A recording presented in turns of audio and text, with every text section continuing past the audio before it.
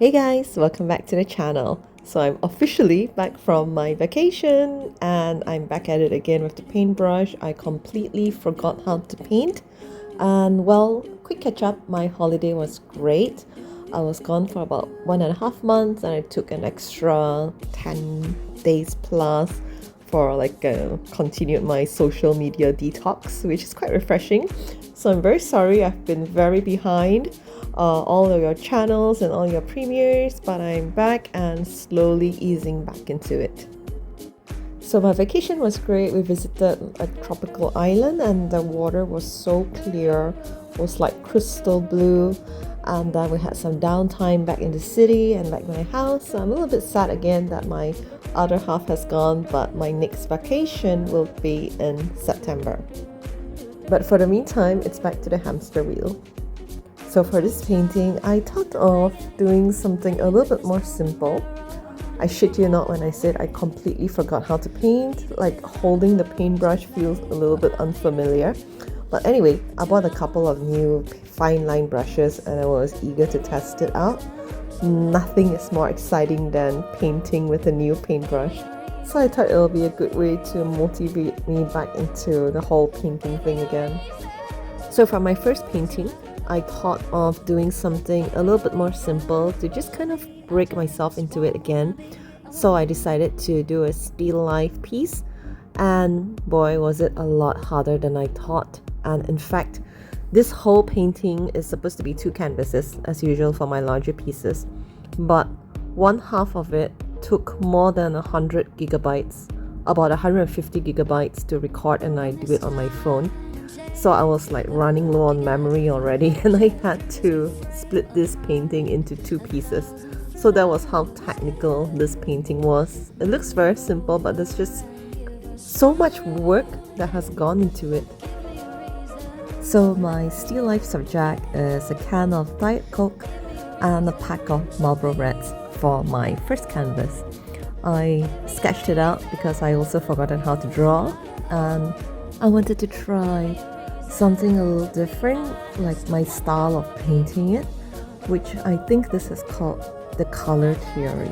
I'm not sure if this technique is called color theory, but basically it's the way different colors corresponds with each other and colors out of the norm. So for example, a can of Diet Coke is silver, and around the rounded edges it's a little bit like a darker shade of gray. Did I get that right? I think so. You know what I'm talking about, right?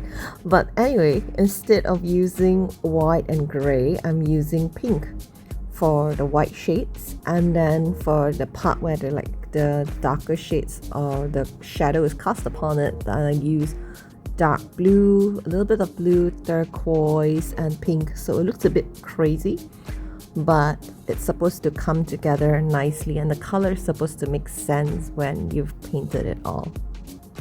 I also want to add a touch of realism into it, although I'm not great at realism, but I wanted to keep the colors of the rose normal, like the rose and the leaves, and the font of the Diet Coke as it is. So this is a close-up shot of the process. I'm using a size 000 brush for this. And on the lighter shades, I add pearl white, or rather metallic white and silver. So you still retain that kind of metallic feel to it. And then I slowly go darker. So for this curve here, it's supposed to be darker. I use a darker shade of blue. And I'm just kind of dragging the paint downwards.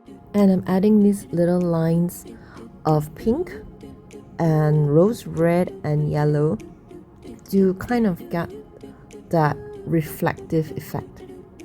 So you're probably wondering, why don't I just paint the canvas and then write the font over? I'm going to do that for the smaller font. Like after this, I'll be adding no calories, no sugar. But for the main font, because I'm not great at calligraphy, it took a while for me to draw the font correctly. And I also find that by painting the main font first, it kind of gives me a structure to work with. So now that the hard part is done, and for this smaller one, I'm just painting over it. So if you can see the font, it looks a little bit smudged with all the other lines, so I just do a quick touch up over it. just to brighten it again and to paint over any lines that has overlapped. Once the Diet Coke is done, we're going to move on to the pack of Marlboro Reds. So again, I start with the font first. I wanted to keep certain things relatable. So like the color of this pack, I keep the reds in. But for the rest of the other colors, I'm going to change it up a little bit. So for the box, instead of painting it white and grey, which are like the standard real life colors, I'm going to use light pink for the white shades, and for this shadow in the middle, I'm going to be using turquoise and a little bit of baby blue. So I'm just going to try to blend it in together. It looks a little bit odd right now, but like I said, you have to trust the process and just finish up the whole painting, and then it should come together. So this is a close-up shot. You can see how I'm trying to blend it together, and I feel like shadows play a very big role when it comes to still life. So I'm just adding a little bit of shadows here in a dark shade of purple. So there's usually like a tin foil or kind of like paper inside that's in silver or dark gray. So I've decided to mix rose red with it to replace that color. So this part looks a little bit empty, so I've decided to just draw a lighter and just 2 sticks of cigarettes inside. But for this, I'm sticking to the normal color. So I'm using brown, I shaded a little bit of portrait tone, and the lighter is just going to be a simple white lighter with a red bic on top. And I'm using the same colors to paint the white lighter, which would be baby pink shaded all the way to turquoise blue. And instead of black, I use Prussian blue. So now I'm going to paint the rest of the foil, because this is kind of like behind, so I'm painting it in a darker shade. I mix Payne's Gray with rose red and just try to give it a more crinkled look. Then I continue to tidy up the box and match up with the red. So there's actually a few things missing with this piece. There's a kind of like a logo in the middle, but I gave up. I could not draw that, so I've decided to just scrap that and make this a little bit easier. And for the background, I've decided to just paint one side black and one side white, because this is going to match with the second half of the painting later. And I'm going to add a few dead flowers inside the cigarette box.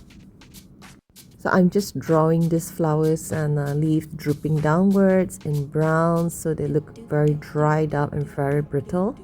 And I actually really like how this turned out, and I'm kind of excited to finish the second half. This concept is a little bit of a yin and yang. You'll see it later. There's life and death in both of them, and it makes a very good contrast in my mind. So I'm hoping it turns out the way I imagine it to be. Anyway, thank you guys so much for watching part 1. Part 2 will be up again, and next week I'm going to be back into the routine again, so every 5 days there'll be a video. Thank you guys so much for keeping the channel alive while I'm away, and I hope to see you again soon. Thanks for watching. Goodbye.